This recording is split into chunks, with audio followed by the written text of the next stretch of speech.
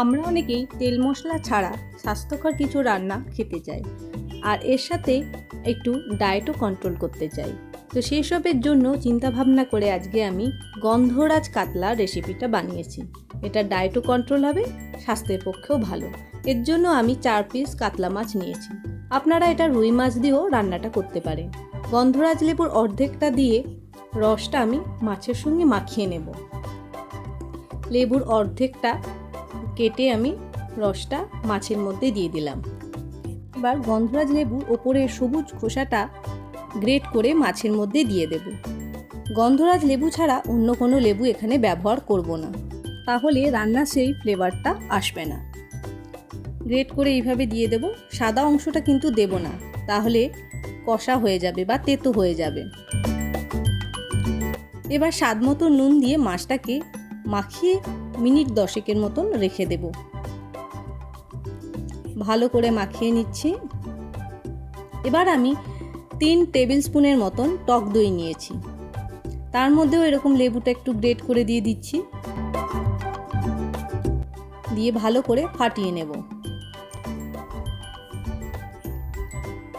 ফাটানো হয়ে গেছে। এবার গ্রেভিটা ঘন করার জন্য মিক্সচার জারের মধ্যে আমি এখানে কাজু বাদামও দিয়ে দিলাম, টক দই আর একটু মগজদানা আর স্বাদ মতন নুন। মগজদানা না থাকলেও আপনারা শুধু কাজু দিয়েও এইভাবে গ্রেট করে নিতে পারেন। এবার কড়াইয়ের মধ্যে রিফাইন্ড অয়েল দিয়েছি। আপনারা সর্ষের তেলেও রান্নাটা করতে পারেন।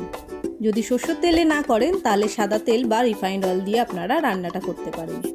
আর যেহেতু মাছটা লেবু দিয়ে মাখানো ছিল, তাই খুব তাড়াতাড়ি সেদ্ধ হয়ে যায়। এর জন্য অল্প ভেজেই তুলে নেব। এইভাবে মাছটা ভেজে তুলে নিচ্ছি।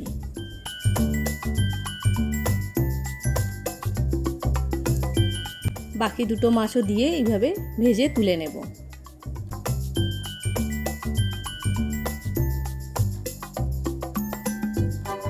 এবার ওই তেলেতেই আমি গন্ধরাজ লেবুর পাতা দিয়েছি। আপনারা চাইলে খোসাটাও দিতে পারেন।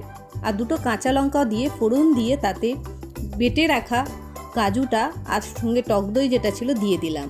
আরও 3 টেবিল চামচের মতন আমি টক দই ফাটিয়ে দিয়েছি। দিয়ে ভালো করে মিক্স করে স্বাদ মতো নুন আর চিনি দিলাম। টক দই যেহেতু দিয়েছি তাই একটু চিনিটা দিতে হলো। দিয়ে ভালো করে কুক করে নিতে হবে। এবার ঝোলটা একটু কমে আসলেই তার মধ্যে মাছগুলো দিয়ে দেব।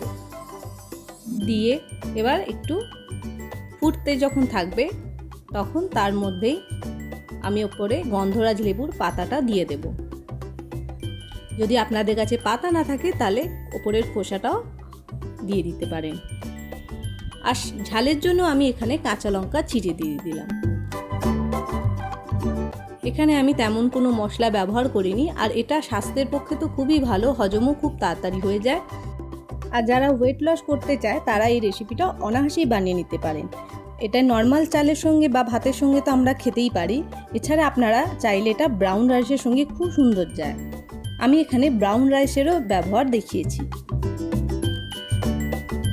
এবার যখন ফুটতে থাকবে নামানোর আগে এইভাবে আবার একটু গন্ধরাজ লেবুটা গ্রেট করে দিয়ে দিলেই তৈরি হয়ে যাবে আজকের গন্ধরাজ কাতলা। আবারও বলে দিচ্ছি, আপনারা কাতলা মাছ ছাড়াও এটা রুই মাছ দিয়ে করে নিতে পারেন একই প্রসেসে। তাহলে বন্ধুরা দেখলেন কত সহজে আর কত কম সময় এই রান্নাটা করা যায়। তাহলে আপনারা অবশ্যই এই রান্নাটা করুন আর আমাকে কমেন্ট বক্সে অবশ্যই লিখে জানান কেমন খেতে হয়েছে। আর আমার আজকের ভিডিও যদি ভালো লেগে থাকে তাহলে অবশ্যই আপনাদের কাছে অনুরোধ রইল চ্যানেলটিকে লাইক করে দেওয়ার জন্য আর বন্ধু বান্ধবদের কাছে শেয়ার করে দেওয়ার জন্য। আর আমার চ্যানেলে যারা নতুন সদস্য দেখছেন তারা এখনও চ্যানেলটিকে সাবস্ক্রাইব করে উঠতে পারেননি, তাদের কাছে অনুরোধ রইল চ্যানেলটিকে সাবস্ক্রাইব করে দেওয়ার জন্য। আর অবশ্যই বেল আইকনটি ক্লিক করবেন, তাহলে যখনই আমি কোনো নতুন ভিডিও বা রান্না আপলোড করব নোটিফিকেশান আপনাদের কাছে সরাসরি পৌঁছে যাবে।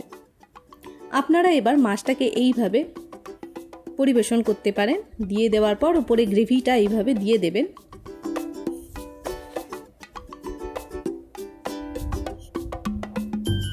আর এরকমভাবে আমি দুটো কাঁচা লঙ্কা মাছের উপরে দিয়ে দেব, যাতে দেখতে ভালো লাগবে।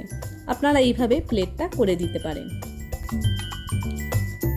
আর এখানে আমি যে পাতাটা গন্ধরাজ লেবু দিয়েছিলাম ফোড়নে, সেটা তো দেবই, তার সাথে একটা পাতা আর লেবু দিলাম। আর ওপর থেকে গন্ধরাজ লেবুটা এইভাবে গ্রেট করে দিচ্ছি, শুধু সবুজ অংশটাই গ্রেট করব। আর একটু ব্ল্যাক পেপার দিয়ে দিলাম। এবার ব্রাউন রাইসের সাথে আমি পরিবেশন করে দিচ্ছি। আপনারা এটা নর্মাল ভাতের সাথেও খেতে পারেন। তাহলে বন্ধুরা, আজকের ভিডিও এইটুকুই। পরবর্তীকালে আবার কোনো নতুন রান্না নিয়ে আপনাদের সঙ্গে শেয়ার করব। ততক্ষণের জন্য বিদায় নিচ্ছি। আপনারা সকলে ভালো থাকবেন, সুস্থ থাকবেন আর চ্যানেলটিকে দেখতে থাকবেন।